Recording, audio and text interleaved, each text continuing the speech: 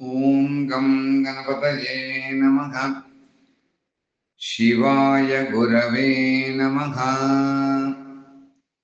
ఈ 100వ రోజున మనము వేదముతో సమానమైనటువంటి శ్రీ శివ మహాపురాణంలో రుద్ర సంహిత సృష్టిఖండములో తెలిపినటువంటి విధంగా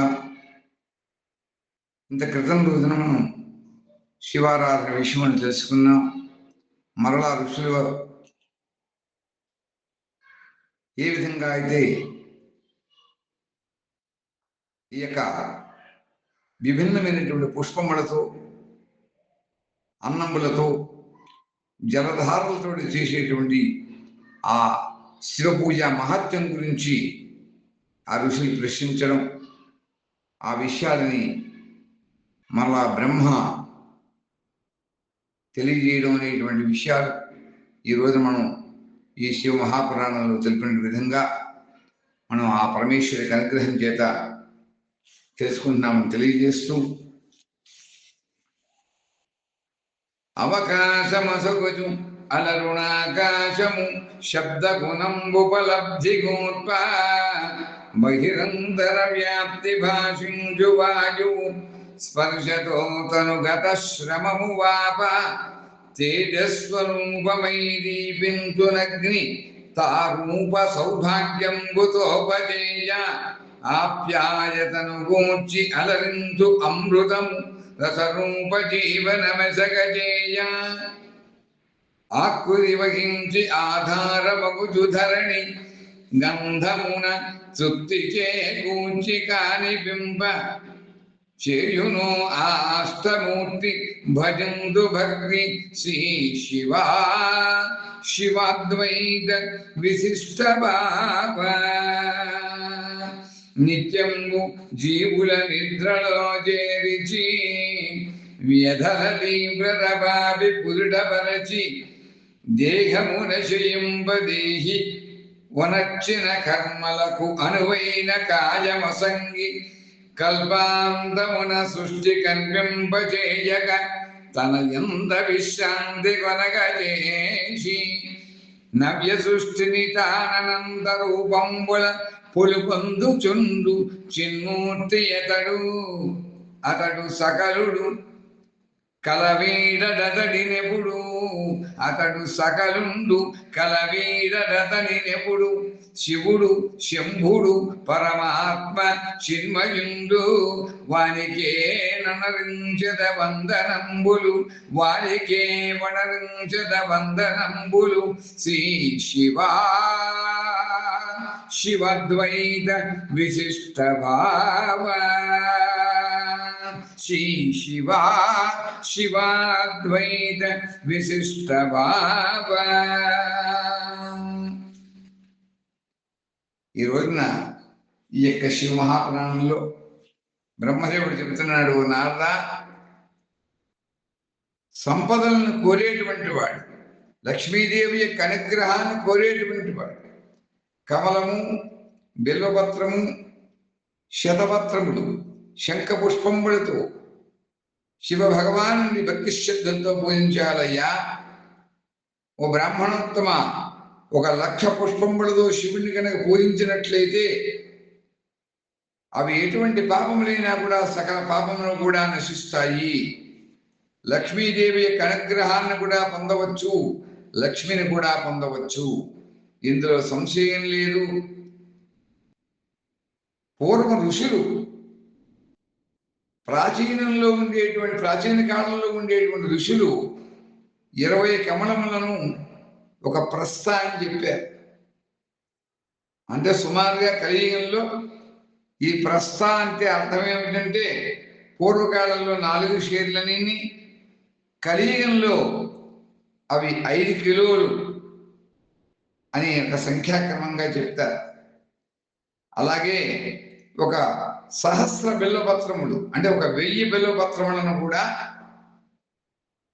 5 కిలోలుగా చెప్పారు. దాన్ని కూడా ప్రస్తుతగా చెప్పారు. అలాగే 1000 శతపత్రములను అర్ధప్రస్థ అని చెప్పారు. పరిభాష అలా చేశారు వారు. అలా 16 ఫలంబులు ఒక ప్రస్థ అని చెప్పారు. ఆ 5 కిలోలతో సమానమే. అలాగే 10 టంకములు ఒక ఫలము అని తెలిపారు. ఈ కొలమానంతో ఈ పత్రపుష్పాదులన్నీ కూడా శివారాధనలో ఉపయోగించి ఆ పత్రపుష్పాదుల చేత శివుణ్ణి కొలవాలి. అలా పైన తెలిపినటువంటి పుష్పముల యొక్క సంఖ్య చేత ఎవరైతే శివారాధన చేస్తారో, శివుని పూజిస్తారో, ఆ సకామ పురుషునికి సకల అభీష్టములు కూడా ప్రాప్తిస్తాయి. ఆ ఉపాసన యొక్క మనస్సులో, ఆ శివారాధన చేసేటువంటి వాడి యొక్క భక్తుడి యొక్క మనస్సులో ఏ కోరికలు ఉన్నా కూడా ఆ కోరికల్ని కూడా నెరవేరుతాయి. అతను సాక్షాత్తు శివస్వరూపుడు అవుతాడు.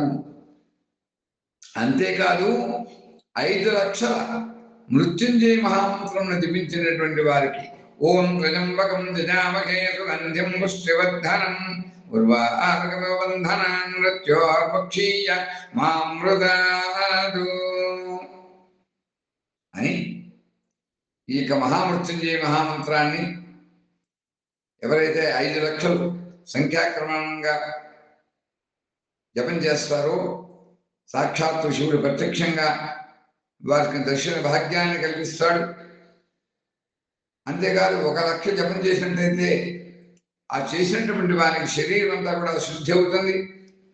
2 లక్షలకు జపం చేసినట్లయితే పూర్వజన్మ యొక్క విషయములన్నీ కూడా స్మరణకు వస్తాయి.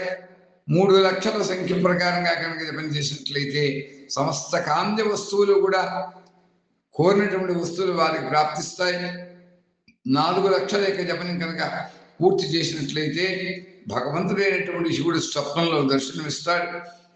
5వ లక్ష పూర్తి అయిన వెంటనే భగవంతుడైనటువంటి శివుడు ఉపాసన ఎవరైతే అలా జపం చేస్తారో ఆ శివభక్తుని ఎదుట, ఆ శివోపాసకుడి ఎదుట తక్షణమే అప్పటికప్పుడే ప్రత్యక్షమవుతాడు.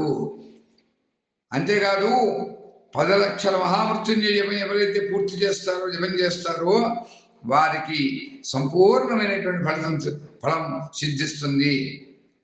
మోక్షమును కోరేటువంటి వాడు 1 లక్ష సంఖ్యతో దర్భల ద్వారా శివుణ్ణి పూజించాలి.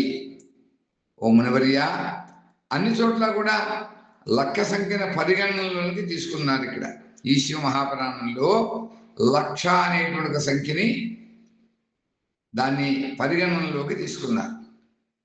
దీర్ఘాయువును కోరేటువంటి వారు 1 లక్ష దూర్వంబులతో అంటే గరికతో శివారాధన చేయాలి. పుత్రులను కోరేటువంటి వారు 1 లక్ష ఉమ్మెత్త పుష్పములతో పూజించాలి. ఎర్ర కాడలు కలిగినటువంటి ఉమ్మెత్త పూజ సర్వదా శుభదాయకంగా పరిగణించబడింది. అంతేకాదు 1 లక్ష సంఖ్యతో అవిష పుష్పములతో, దాన్ని అగస్త్య పుష్పములు అని కూడా అంటారు, అవిష పుష్పములు అని కూడా అంటారు. అలా ఎవరైతే 1 లక్ష సంఖ్య తీసుకుని ఆ పరిణామంతో పరిగణనలోకి తీసుకున్నటువంటి లక్ష సంఖ్యాక్రమంగా ఈ యొక్క అవిష పుష్పములతో పూజిస్తారో వారు గొప్ప యశోవంతులు అవుతారు. వారి యశస్సు సంప్రాప్తమవుతుంది. ఎవరైతే తులసీ దళముతో శివారాధన చేస్తారో వారికి భోగమోక్షములు 2 కూడా సులభతరం అవుతాయి. అలాగే ఎర్రని గన్ని, తెల్లని పువ్వులు, జిల్లేడు, శ్వేత కమలంబులు ఎవరైనా సరే 1 లక్ష పుష్పములతో పూజించినట్లయితే అది భోగమోక్షములను ప్రసాదిస్తుంది, శివుడి యొక్క అనుగ్రహం కలుగుతుంది అని ఈ శివ మహాపురాణం ద్వారా తెలుసుకుంటున్నాం. అంతేకాదు 1 లక్ష దాసాన పుష్పములు ఎవరైతే పూజ చేస్తారో ఆ పూజ చేసినటువంటి వారి యొక్క శత్రువులకు మృత్యువు కూడా కలుగుతుంది. 1 లక్ష సంఖ్యతో గన్నేరు పుష్పములు ఎవరైతే శివారాధన చేస్తారో వారి యొక్క రోగములన్నీ కూడా పూర్తిగా నశిస్తాయి. మంకిన పుష్పములతో పూజించినట్లయితే వారికి భూషణములన్నీ కూడా, ఆభరణములన్నీ కూడా ప్రాప్తిస్తాయి. జాజి పూలతో శివారాధన చేసినట్లయితే వారికి కావలసినటువంటి వాహన లబ్ధి కలుగుతుంది, వాహనం సంప్రాప్తం అవుతుంది. ఇందులో సందేహం లేదు. అవిష పుష్పములతో మహాదేవుని పూజించినటువంటి వాడు. వారు శివారాధన ఒక దాంట్లోనే ఫలితం పొందడం కాదు, విష్ణు భగవానుకు కూడా ప్రియమైనటువంటి వాడవుతాడు. ఎవరైతే శమీపత్రములతో పూజిస్తారో వారికి కూడా మోక్షప్రాప్తి కలుగుతుంది. మల్లె పుష్పమును సమర్పించినట్లయితే భగవంతుడైనటువంటి దేవదేవుడైనటువంటి శివుడు శుభలక్షణ సంపన్న అయినటువంటి భార్యను కలత్రమును ప్రసాదిస్తాడు. ఆడవారికి భర్తను ప్రసాదిస్తాడు. అడవి మల్ల పుష్పములతో ఎవరైతే శివారాధన చేస్తారో వారింట్లో ఎప్పుడు కూడా అన్నోదకములకు తిండికి ఎప్పుడు కూడా లోపం ఉండదు. అంతేకాదు గన్నేరు పుష్పములతో పూజించినటువంటి మానవులు చక్కటి వస్త్రములు ప్రాప్తిస్తాయి. నల్లవావలి పుష్పములు ఉంటాయి, ఇప్పుడు లభ్యం కావట్లేదు. నల్లవావలి పుష్పములతో ఎవరైతే శివ పూజ చేస్తారో వారి మనస్సు అంతా కూడా నిర్మలంగా ఉంది. ఎవరైతే 1,00,000 బిల్వపత్రములను భగవంతుడికి సమర్పిస్తారో సకల కామ్య వస్తువులు కూడా వారు కోరుకున్నటువంటివన్నీ కూడా ఆ యొక్క వస్తువులన్నీ కూడా వారికి ప్రాప్తిస్తాయి. ఎవరైతే పారిజాత పుష్పములతో పూజిస్తారో వారికి సుఖ సంపదలు పెంపొందుతాయి, వృద్ధి చెందుతాయి. ఎప్పటికప్పుడు వర్తమానమైనటువంటి ఋతువుల్లో ఆయా ఋతువులలో లభ్యమైనటువంటి ఆ పుష్పానికి శివుని యొక్క సేవను అర్పిస్తారో వారికి మోక్షాన్ని ప్రాప్తిస్తుంది, మోక్షాన్ని ప్రసాదిస్తుంది శివ ఆరాధన వల్ల. ఇందులో ఏమాత్రం కూడా సందేహం లేదు. అంతేకాదు నల్ల ఆవాల యొక్క పుష్పముల చేత ఎవరైతే పూజ చేస్తారో వారి యొక్క శత్రువులందరూ కూడా మృత్యువు పాలవుతారు. ఈ యొక్క పుష్పాలని ఒక్కొక్క లక్ష సంఖ్యతో శివుడికి సమర్పించినట్లయితే భగవంతుడైనటువంటి శివుడు మిక్కిలి వారికి ఫలితాలను ఇస్తాడు. చంపక పుష్పం, మొగలి పుష్పం తప్ప ఇవన్నీ కూడా ఈ 2 పుష్పములు కూడా చంపక పుష్పము, మొగలి పుష్పము, ఈ 2 పుష్పములు తప్ప మిగతా పుష్పములు అన్నీ కూడా శివారాధనలో మనం ఉపయోగించుకోవచ్చు, శివునికి సమర్పించవచ్చు. ఈ 2 కూడా శివ పూజా విధానములలో మనం ఎప్పుడు కూడా చంపక పుష్పమును కానీ మొగలి పుష్పమును కానీ వాడరాదు. అది దోషప్రదము, అమంగళము అని ఈ శివ మహాపురాణం ద్వారా మనకు తెలియజేస్తున్నారని తెలియజేస్తూ ఈ రోజు మనం స్వస్తి చెప్పుకుంటున్నాం.